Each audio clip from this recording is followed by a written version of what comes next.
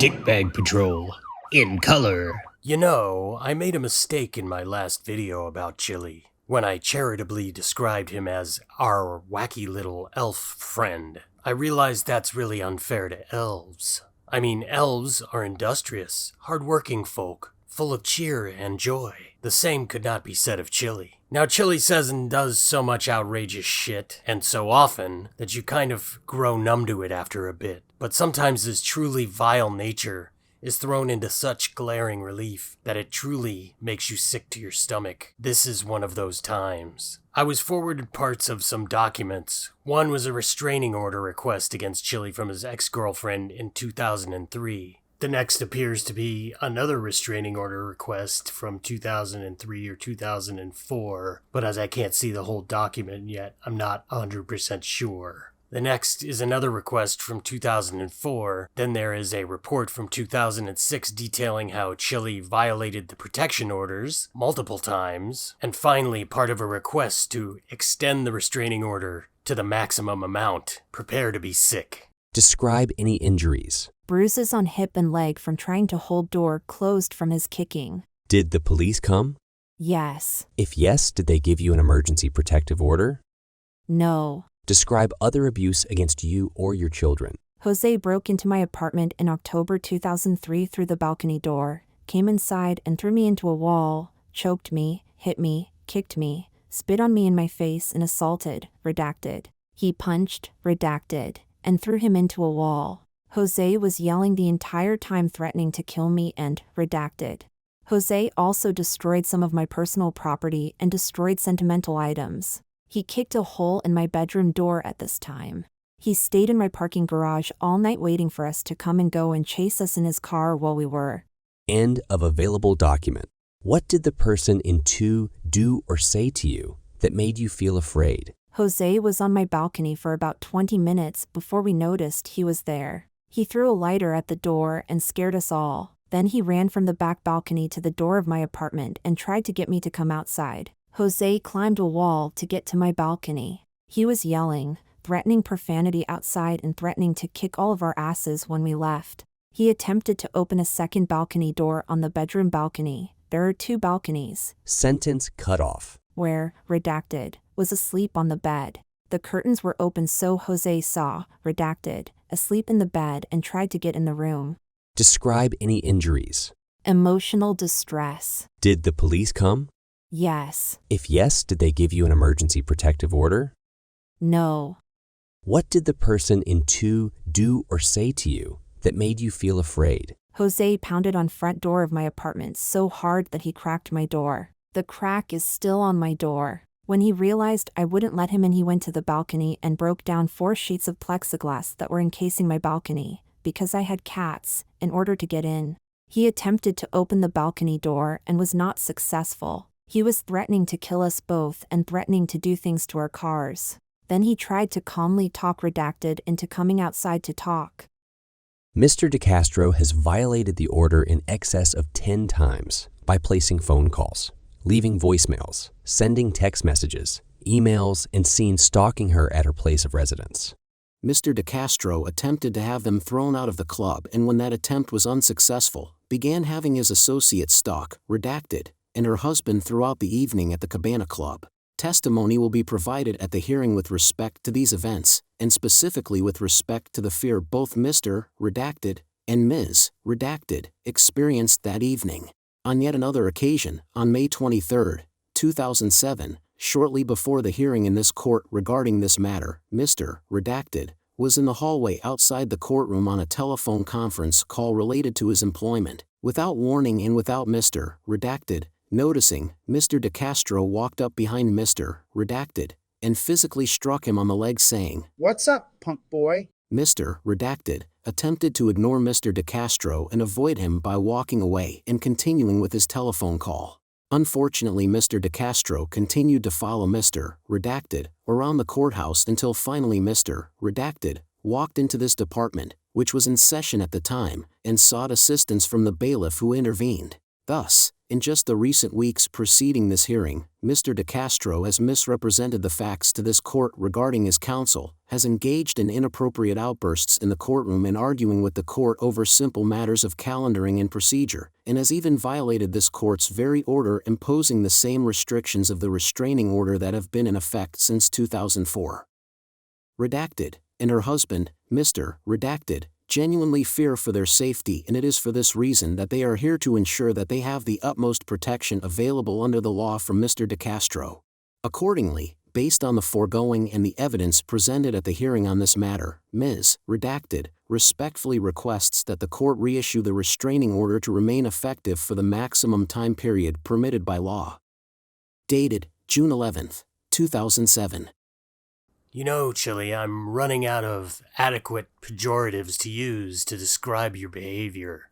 You are lower than a snake's ball sack. You are the scum that scum scrapes off of its shoe. What makes it even more disgusting is that you continue to lie about it. Say it never happened, or say it happened in some way that reinforces your delusional image of yourself. Every time I think I can't have any more disdain for you, I get proven wrong. You are one sick twist, Chille. You need help. But let's hear Chille himself go over these charges in a video he calls... Going over my fake criminal record and marriage license? LOL. Hilarious. Last video. Then done. So a couple of things about this title. LOL. Hilarious. He thinks this is amusing. Then done. We've just gotta move past it. Don't think about this anymore. Just give me your money. Don't ask me any questions about my behavior. It's not important. Family law, docket, transfer hearing, restraining order. My ex-girlfriend, Casey, who I dated for 5 years, just so, you know, Casey now has a career as a newscaster. She's doing great with her life. You know, we dated for 5 years. I loved her, she loved me. When we broke up, we got interlocking restraining orders. I got a restraining order on her, she got a restraining order on me. It was a horrifically bad breakup. You know, this is when she updated hers. So the restraining order was on, we both got restraining orders in 2004. We moved to Los Angeles together in 1999. And then in 2004, she got her restraining order, and I got one on her in 2004. And then in 2006, she updated her restraining order. So she got a restraining order on me for a couple years that I didn't have on her. So she won. She beat me. She got the extra restraining order. She won. But just if you check the date when she got the extra, that was 2006. It's 2022, so 14 years ago, I had a bad breakup. A bad breakup, he says. Yeah, from 2003 until 2007. Yep, just a bad breakup, folks. You know, just your normal everyday 4-year stalking and harassment. It's pretty standard stuff. What an asshole. And of course, this type of behavior stretches back quite a ways. All the way back to 1993, in fact. So, in 1993, right here, I'm charged with disorderly conduct, stalking. What happened was, I went down to see my girlfriend in Southern Oregon, and I was in Portland, Oregon. And she knew I was coming that weekend, but then when I got there, I ran into her. She had another boyfriend. So I left.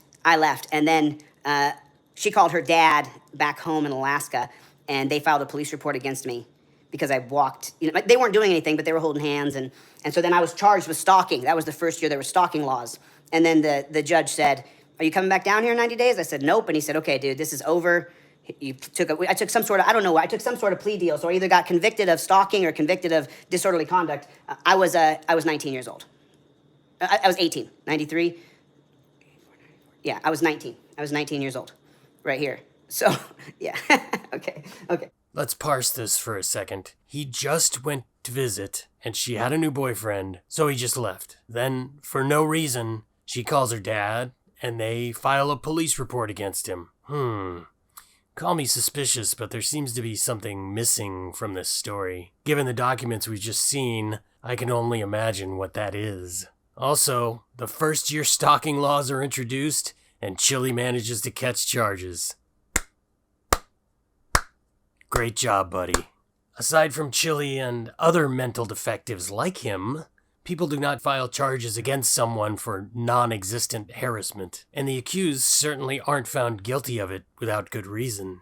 This shows a pretty important set of characteristics of Chille's. Aside from the stalking and violence, his oft-repeated phrase, "I don't stop," Well, that's not a slogan. That's an admission of serious psychosis. Chille simply couldn't control himself, even when ordered to do so by the court. The lack of impulse control, even in the face of serious consequences, his utter inability to remain calm. This speaks to his propensity for self-destructiveness. He simply can't, and seemingly never has been able to, control himself.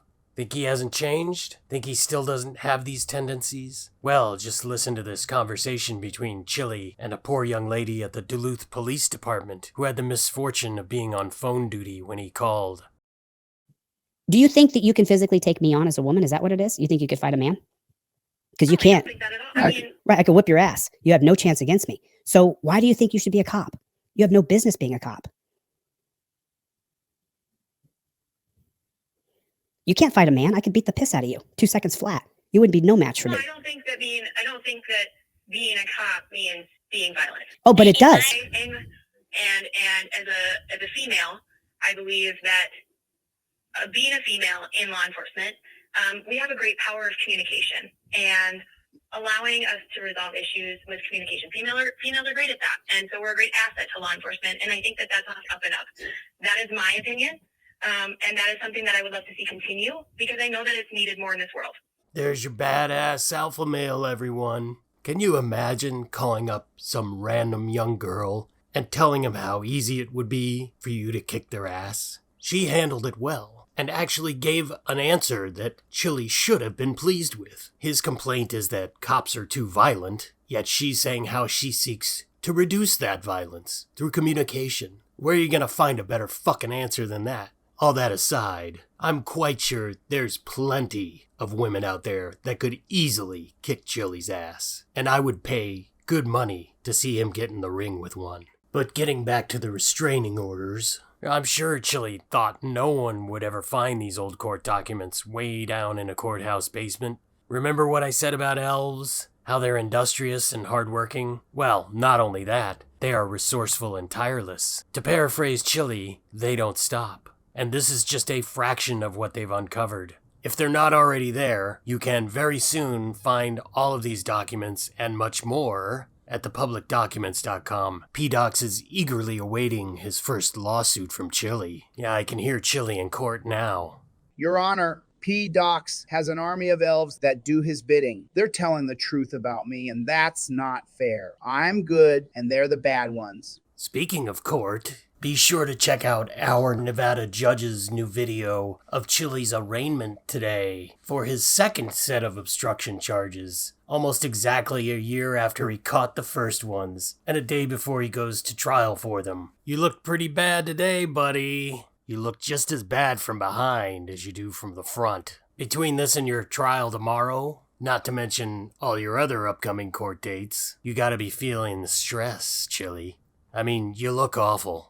Like a bag full of smashed assholes. And speaking of assholes, I imagine the old hemorrhoids are flaring up pretty good right now, huh?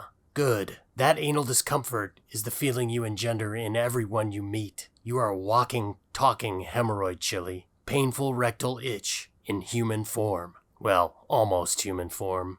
I wonder if they'll let you have your special little ass pillow in jail. Who knows? Maybe you'll end up being someone's special little ass pillow.